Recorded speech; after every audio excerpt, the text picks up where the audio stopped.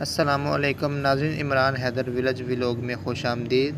ناظرین، یہ جو پہاڑیاں لگائی جاتی ہیں 12 ربیع الاول کے روز، یہ لگانا جائز ہے یا ناجائز ہے؟ اس کا دین اسلام سے کوئی لنک ہے یا نہیں؟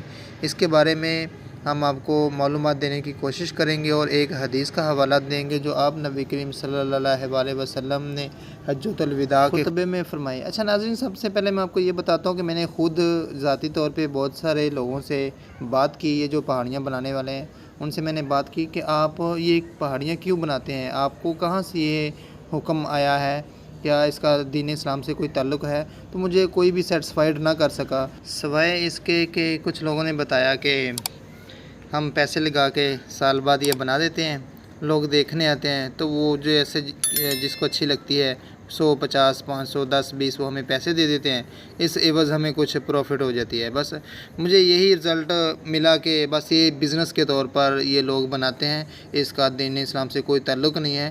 بہرحال میں نے آپ کو کہا تھا کہ میں آپ کو ایک حدیث کا حوالہ دوں گا، وہ آپ نبی کریم صلی اللہ علیہ وسلم نے حجۃ الوداع کے موقع پر خطبے میں فرمایا کہ اے لوگو، جو دین تھا میں نے آپ تک مکمل پہنچا دیا ہے، اب اس میں میرے بعد کوئی کمی یا زیادتی کرے گا تو ہم میں سے نہیں ہے۔ سوال یہ ہے کہ یہ زیادتی تو نہیں ہے، اس میں مجھ سے کوئی کمی کوتاہی ہوگی تو پلیز مجھے معاف کیجیے گا، میں اسکالر نہیں ہوں۔ اللہ آپ کا حامی و ناصر ہو۔